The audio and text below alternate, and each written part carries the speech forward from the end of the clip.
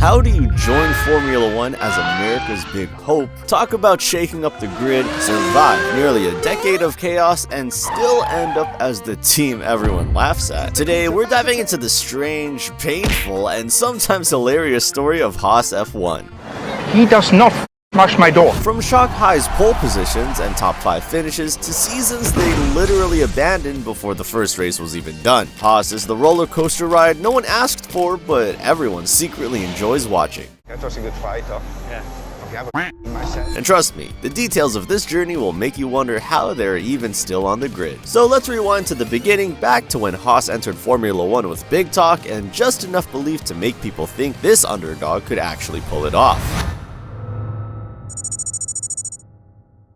Formula One is not exactly the friendliest place for newcomers. In fact, if you roll up to the grid with a shiny new team, history says you're probably going to leave with nothing but debt, embarrassment, and a couple of cars that belong in a museum of bad ideas. And then, in 2016, an American constructor showed up. Sounds normal enough, right? But here's the thing, America hadn't put a team on the Formula One grid since the 1980s. Back then, there was the whole Haas-Lola experiment, no relation to the current Haas by the way, that crashed out of existence after just 2 seasons. Then in 2010, a group called US F1 tried to get in. They didn't even make it to a single race. Their story ended before the lights even went out. So when businessman Gene Haas, the guy who had already made a name for himself in NASCAR through Stewart Haas Racing, announced, "Hey, I'm bringing a proper American team to F1." It was indeed a loud announcement. Checo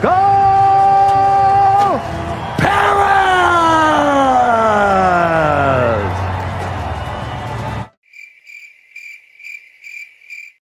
Because Formula One isn't NASCAR, it's a different beast. At least they've got such a stable platform.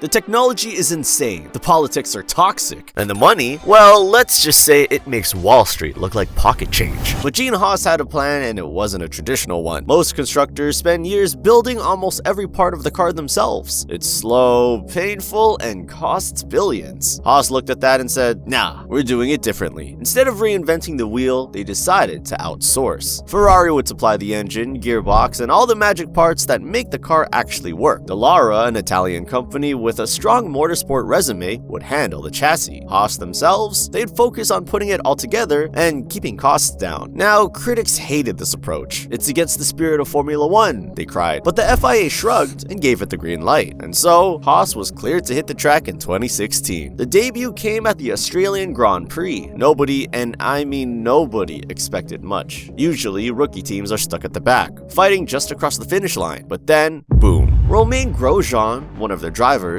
finished sixth on their very first try. That's like joining the NBA and dunking on LeBron in your debut game. To put it in perspective, most new F1 teams spend years clawing for a single point. Haas bagged 8 in one race. Romain, many congratulations. Standing here right now, you must be very pleased with that result. Yeah, it feels like standing on the top step of the podium for us. You know, it's been an amazing race, an amazing weekend.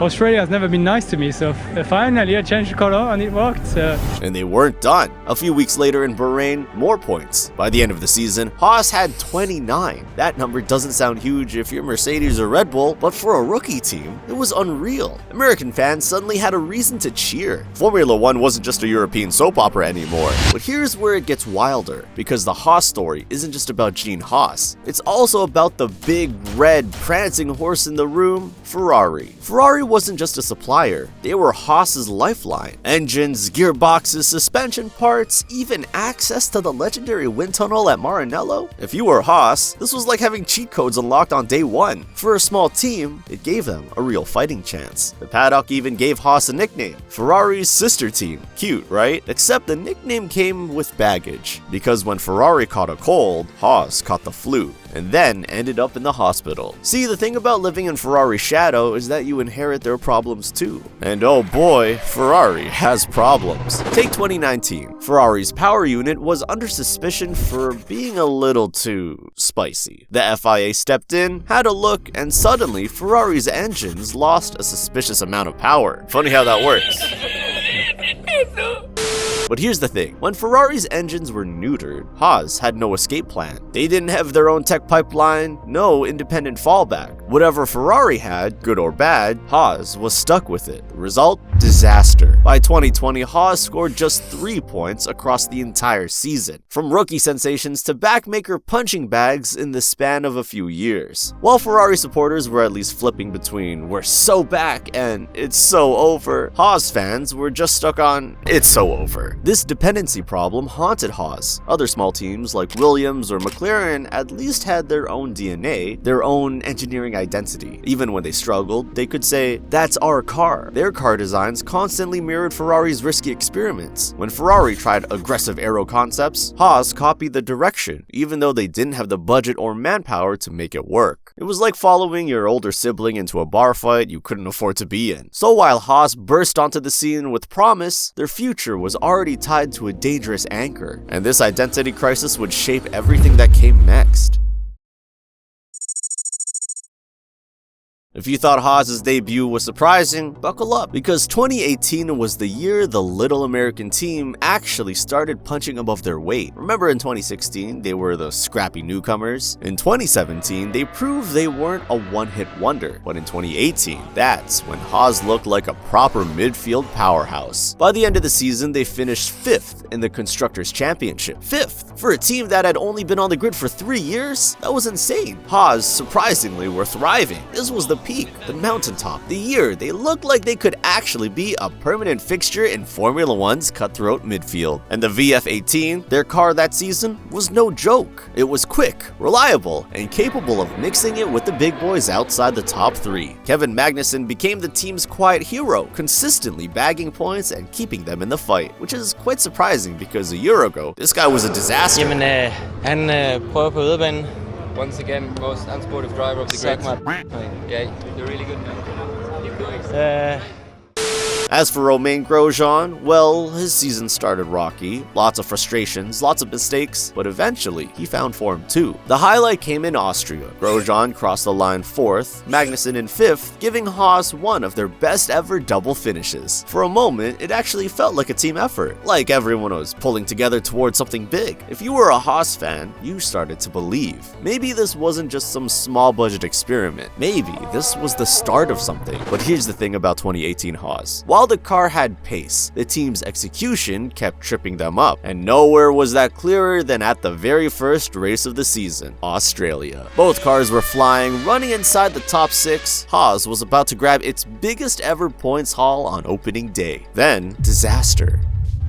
Kevin Magnussen, on for a really good haul of points, is having to stop, and by the looks of it, one of those wheels isn't attached properly.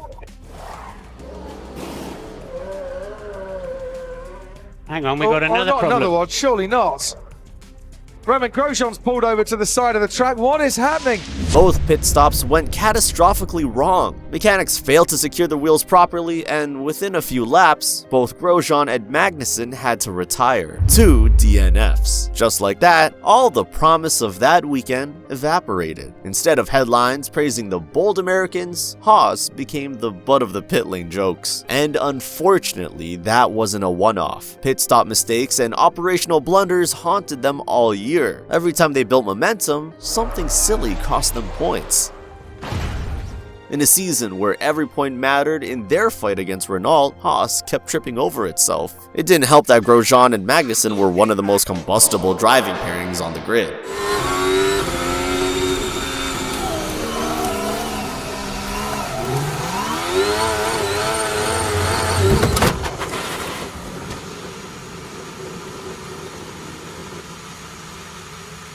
They had speed, sure, but they also had a habit of colliding with rivals, and sometimes with each other. Their on-track spats became a running theme. Instead of bagging double points with clean teamwork, Haas often left races wondering what might have been. Cue team boss Gunther Steiner. His frustration boiled over the radio and in interviews. I have not more to say to you guys, and if you don't like it, I don't need you here.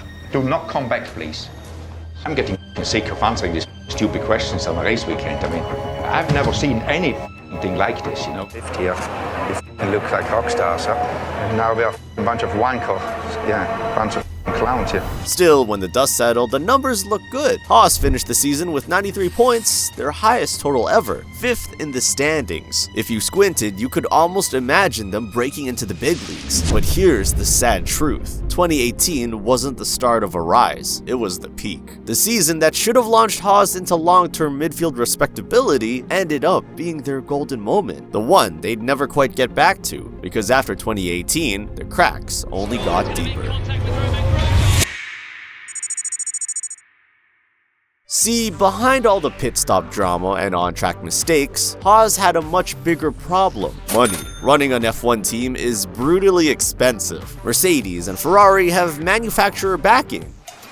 Pockets ain't empty, cuz. And we ain't hungry no more either, bruh. Red Bull has billionaire pockets. Haas, they didn't have that kind of cushion. Gene Haas wasn't throwing endless cash into the project, so the team needed sponsors badly. And that's where things really started to spiral. Enter 2019. Haas signs a deal with a flashy new energy drink company called Rich Energy. On paper, it looked amazing. Big money, bold promises, and even bolder branding. The cars were repainted black and gold, think budget Lotus vibes. And the team suddenly had a title sponsor that claimed it was going to take on Red Bull. There was just one small problem. Nobody could actually find Rich Energy on store shelves. The product barely existed, and the company's CEO, William Story, looked like he'd been ripped straight out of a rock band. Wild beard, wild hair, and even wilder public statements. At first, people laughed it off, but then, in the middle of the season, Rich Energy's Twitter account suddenly announced that they were cutting ties with Haas because of poor performance. Imagine being a team already fighting credibility issues and your title sponsor just dumps you on social media. Brutal. The next day, Story claimed the post went out without his approval. Then came lawsuits, confusion, and total chaos. By September, the whole deal collapsed. Haas was left embarrassed, broke, and stuck in one of the strangest sponsorship disasters F1 had ever seen. And unfortunately, that was only the beginning. By 2020 and 2021, Haas were struggling to stay alive. The pandemic hit their finances hard, and survival became the #1 priority. In 2021, they made a desperate decision: stop developing the car entirely. Yep, they basically said, forget it, we'll just wait for the new rules in 2022. Their 2021 car was basically a recycled version of 2020's, and it showed. From the very first race, it was obvious Haas was going to be stuck at the very back. But the sponsor dramas weren't done. That same year, Haas struck a deal with Uralkali, a Russian fertilizer giant owned by billionaire Dmitry Mazepin. The deal also brought his son Nikita Mazepin into a race seat, and all we know, Mazepin quickly became infamous. Alongside him was Mick Schumacher, son of the legendary Michael Schumacher. His arrival was emotional. Fans wanted to see the Schumacher name back in Formula 1. But while Mick showed flashes of promise, he also crashed a lot. Oh, and that is Mick Schumacher. Oh, that's a big one. That is Mick Schumacher. Oh, Mick Schumacher. Each crash drained Haas's already tiny budget. Repair bills piled up. Instead of fighting in the midfield, Haas was fighting just to keep their cars in one piece. And all the while, Uralkali's branding turned their livery into something resembling the Russian flag. They ended the 2021 season with 0 points. Nothing. For the first time in their history, Haas had a completely pointless season. Then came 2022. Russia invaded Ukraine, and the pressure on Haas to cut ties with Uralkali became overwhelming. Within weeks, the deal was terminated and Nikita Mazepin was dropped. From a moral standpoint, Haas had no choice, but financially, it left them scrambling again. Another sponsor gone, another credibility hit. Think about it. In just a few years, Haas went from a promising, plucky American team to the punchline of sponsorship jokes. First, a shady energy drink that collapsed mid-season, then a Russian fertilizer deal that ended in global scandal. Every time they tried to stabilize, they just fell deeper into chaos. Instead of being seen as a solid, independent competitor, Haas became the punchline of sponsorship jokes. The 2022 Bahrain Grand Prix was nothing short of a miracle for Haas. Kevin Magnussen, who had been brought back to replace Mazepin at the last minute, stunned everyone by finishing 5th in the opening race. For a team that had spent the previous year dead last, it was like a fairy tale. Suddenly, Haas were competitive in the midfield again. The buzz grew even louder later in the season when Magnussen secured Haas's first ever pole position in Brazil, a historic milestone that no one thought possible. Fans and pundits began to believe Haas had turned the corner. After years of misery, maybe this was the rebirth of the team. The underdog story was alive again, but need I remind you, Haas's pattern is always the same. Every high is followed by an even deeper low. As the 2022 season wore on, their lack of resources became painfully clear. While bigger teams brought constant upgrades, Haas fell behind. The early spark faded, and by the end of the year, they were back to fighting at the tail end of the midfield. The pole in Brazil stood out as a magical one-off, but it didn't translate into lasting competitiveness. That theme carried into 2023 and beyond. Haas would show flashes of potential, a quick qualifying here, a surprising race there, but their development curve always stalled. Other teams found ways to push forward, while Haas plateaued and slipped backwards. It became the defining story of the team.